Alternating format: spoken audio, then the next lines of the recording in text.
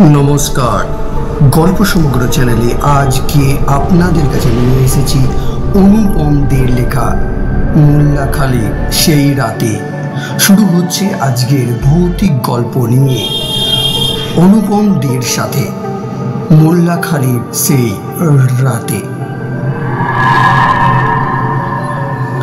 তোমাদের হয়তো অবিশ্বাস্য মনে হতে পারে, কিন্তু বিশ্বাস করো, এই ঘটনা একেবারে দিনের আলোর মতো সত্যি। হ্যাঁ, আমার বয়স তখন কতই বা হবে, এই 14-15। থাকতাম বাংলাদেশ সীমান্তবর্তী তালদহ গ্রামে।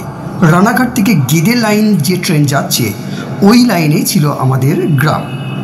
ওখানে তখনও ইলেকট্রিকের আলো পৌঁছায়নি। সন্ধে নামলেই চারিদিকে ঘন অন্ধকার। আম গাছের ডালে, কাঁঠালের পাতায়, লিচুর ঝাড়ে চারিদিকে অসংখ্য জোনাকি। তাদের মিটমিটে আলো, অন্ধকার আকাশে ছড়ানো ছিটানো তারার দল, আর মাঝে মাঝে বাদুড় পেঁচার ডানার ঝটপটানি, সব মিলে এই গরমের দিনে একটা অদ্ভুত আমেজ ছিল। আর তখন গরমের প্রকোপও এতটা বাড়েনি। সন্ধে হলেই চূর্ণী নদী থেকে ভেসে আসতো ঠান্ডা হাওয়া। এমন সময় মাটির দাওয়ায় বসে চাল ছোলা ভাজা মেখে খেতে দারুণ লাগতো। মাঝে মাঝে মনে হতো সামনের খোলা মাঠটা ধরে অনেক দূর চলে যায়। জানতাম ওই মাঠ পেরিয়ে তারও পরে একটা খাল, আর তার ওপারে দুটো ধান ক্ষেত পার হলেই বাংলাদেশ। সুন্দর শ্যামল সবুজ নাকি ওই দেশ, কত নদী নালা। কিন্তু সন্ধ্যাবেলায় মা কিছুতেই বাড়ির বাইরে যেতে দিতেন না। বলতেন ওই মাঠের ওপারে খালের ধারে নাকি বাংলাদেশ থেকে আসা এক ফকিরের সমাধি রয়েছে। বুড়ো ফকির ওইখানে দেহ রেখেছিলেন। প্রতি অমাবস্যাতে নাকি তার আত্মা ফকির রূপে ওই খালের ধারে কি যেন একটা খুঁজে বেড়ায়। মূলত ওই আকর্ষণই বারবার আমার এক ডান পিঠে বন্ধু বুলগানের মন চুপচুপ করত। অনেকদিন ধরেই সুযোগ খুঁজছিলাম। এরই মধ্যে একদিন সুযোগ এসেও গেল। কুলি পিসির শরীর খারাপের জন্য তাকে দেখতে মা গেলেন পিসির বাড়ি দুবরাজপুরে। গরমের সময়, তাই আমি এ যাত্রায় বাদ পড়লাম। বীরভূমের শুকনো গরমে কষ্ট হবে, তাই ঠাকুমার হাতে আমাকে রেখে মা আর বাবা রওনা হয়ে গেলেন দুবরাজপুরে। আর এই যাওয়াতেই আমি আর বুগলান প্ল্যান করে ফেললাম যে আগামী পরশু অমাবস্যায় আমাদের যেতেই হবে ওই মোল্লাখালের দিকে।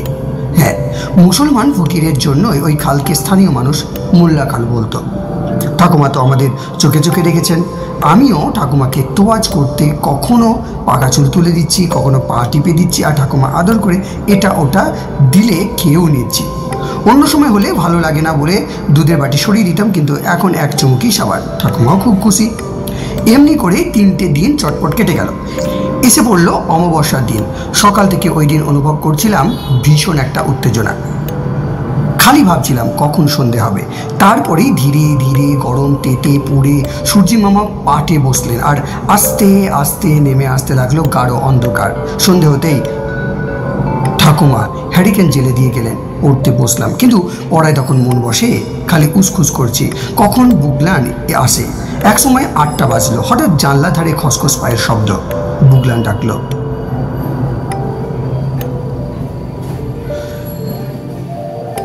টিকু বাইরে আয়, সময় হয়ে এসেছে।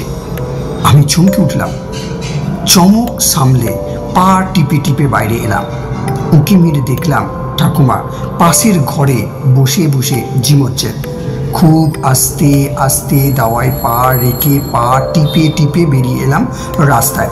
তারপর এক দৌড়ে একেবারে বড় আম গাছটা তলা দিয়ে মাঠে এসে একটু দৌড়ে তারপর দাঁড়িয়ে জোরে জোরে নিঃশ্বাস দিলাম। কি ঠান্ডা বাতাস। এদিক ওদিক তাকিয়ে অন্ধকারে চোখটাকে সইয়ে নিয়ে দেখলাম একটু দূরেই বুলগান আমাকে ডাকছে। আমি এগিয়ে গেলাম ওর দিকে, কিন্তু অদ্ভুত, ও আরও এগিয়ে গেল। আমি বললাম, এই বুলগান কি হচ্ছে, দাঁড়া না, একসঙ্গে তো যাবো। কিন্তু ও চেঁচিয়ে বলল, একসঙ্গে গেলে কেউ দেখে ফেলবে, তার চেয়ে আমি আগে আগে যাচ্ছি, তুই আমাকে অনুসরণ কর। অগত্যা ওই অন্ধকারের আবছা আলোয় ওকে ঠাউর করে আমি এগিয়ে যেতে লাগলাম। কতক্ষণ এভাবে চলেছে জানি না। হঠাৎ এক ঝলক ঠান্ডা হাওয়া এসে ঝাপটা মারলো আমার মুখে। ভাবলাম নদীর বাতাস, কিন্তু একটু ধাতস্থ হতেই বুঝলাম যে আমরা মোল্লাখালের ধাকে চলে এসেছি। আর ভাবা মাত্রই একটা হিমেল স্রোত নেমে এলো আমার সিট দাঁড়াবে। চেঁচিয়ে উঠলাম, বুলগান, এই বুলগান, তুই কোথায়? তোকে দেখতে পাচ্ছি না কেন? ফাঁকা জায়গায় হাসির প্রতিধ্বনি তুলে বুলগান বলল, কি রে টেকো, ভয় পেলি? আমি তোর সঙ্গেই আছি, তোর পিছনে তাকিয়ে দেখ। পিছনে তাকাতেই দেখি বুলগান একটু দূরে দাঁড়িয়ে হাসছে। বলল, তুই ওই পশ্চিম দিকে তাকিয়ে থাক, দেখবি এক্ষুনি ফকির বাবা বেরোবেন। আমার কেমন অবাক লাগলো, বুলগান এত কথা জানলো কি করে? ও কি এর আগে ফকির বাবাকে দেখেছে? দেখলেও বলেনি তো আমাকে। ভাবতে ভাবতে হঠাৎ একটা সুন্দর গন্ধ নাকে এলো, ঠিক অনেকটা মসজিদ বা গোরস্থানে ধূপের গন্ধের মতন। সারা শরীর শিরশির করে উঠল। তবে কি? হ্যাঁ, ঠিক তাই। খালের পশ্চিম পাড় ধরে একটা মিটমিটে আলো থামতে থামতে এগিয়ে আসছে। বুলগান বলল, উই উই, ফকির বাবা বেরিয়েছে। আমি জিজ্ঞাসা করলাম, কিন্তু আলোটা অমন থামতে থামতে আসছে কেন? উনি খুঁজছেন। কি খুঁজছেন? মানুষ।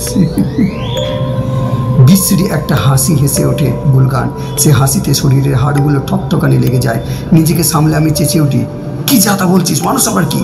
আবার হেসে ওঠে বুলগান, হ্যাঁ রে, একটা মানুষ বড় দরকার ওর। একটা মানুষের প্রাণ পেলে ওই তন্ত্রসিদ্ধ ফকির খালের তলায় পোঁতা আর একটা ফকিরের দেহে সেটা সঞ্চয় করে তাকে জাগিয়ে তুলবেন। তাই তো অমাবস্যার প্রত্যেক রাতেই তার এই অভিযান। বুলগানের কথা শেষ হওয়ার আগেই আমার মুখ দিয়ে অস্পষ্ট স্বর বেরিয়ে আসে। কোনো রকমে নিজেকে সামলে ছুট লাগায় মাঠের দিকে। বুলগানের ডাক কানে আসে, শোন শোন, পালাসনি, আমি আছি। কিন্তু তখন দাঁড়িয়ে থাকার সাহস আমার নেই। পিছনে ভেসে আসছে দ্রুতগামী পায়ের শব্দ। আমিও প্রাণপণে ছুটছি। এক মুহূর্তের জন্য পিছনে ঘাড় ঘুরে দেখি সর্বনাশ, একটা কঙ্কাল আমাকে তাড়া করে আসছে। তার পরনে চেক লুঙ্গি, গায়ে আলখাল্লা, মাথায় টুপি, আর তার চোয়ালের হাড় থেকে ঝুলছে ঝুড়ো ঝুড়ো দাড়ি। সাংঘাতিক এই অবস্থায় কোথা থেকে যেন শরীরের শক্তি একত্রিত হয়ে গেল, আর আমিও দুধদার করে ছুটে চললাম। কতক্ষণ এভাবে ছুটেছি জানি না। দূর থেকে দেখতে পেলাম অনেক আলো, কিন্তু হঠাৎই আলোগুলো সব নেমে গেল। আমি জ্ঞান হারালাম। জ্ঞান ফিরতে দেখি ভোর হয়েছে। ঠাকুমা উন্মুখ হয়ে চেয়ে আছেন আমার মুখের দিকে, আর চমকে উঠলাম বুলগানকে দেখে। সেও আমার মাথার কাছে বসে আছে। ঘোর কাটতে আরও কিছুক্ষণ লাগলো। তারপর আস্তে আস্তে জিজ্ঞেস করলাম, বুলগান তুই? বুলগান বলে, হ্যাঁ আমি। তোর কিছু হয়নি তো? না। কেন, কি হবে? বুলগান অবাক, তুই কাল? আমাকে শেষ করতে না দিয়ে ও বলে, না, কাল বড় মামা এসে পড়ে, আমি আসতে পারিনি। তোকে যে সকালে খবর দেবো তাও হয়ে ওঠেনি। আমি অবাক হয়ে বলি, কিন্তু আমি তো স্পষ্ট তোর ডাক শুনলাম, তোর পিছনে পিছনে গেলাম। তবে? ঠাকুমা কেঁদে কোকিয়ে ওঠে, আমার পোড়া কপাল রে। টিকু তোকে ওই মোল্লাখালীর নিশিতে পেয়েছিল রে। মা কালীর কৃপায় তোকে আমি ফিরে পেয়েছি। ঠাকুমার আক্ষেপ বাণী থামতেই চায় না। বড় হওয়ার পর আর মোল্লাখালী খোঁজ নেওয়া হয়নি, কিন্তু আজও ভেবে পাই না সেদিন ঠিক কী ঘটেছিল। বুলগান ছিল না তো কে ছিল? আর ওই আলো, কঙ্কাল, এসব? শেষ হলো আজকের মোল্লাখালী সেই রাতে। লেখক অনুপম দে। গল্পটি কেমন লাগলো অতি অবশ্যই কমেন্ট করে জানাবেন।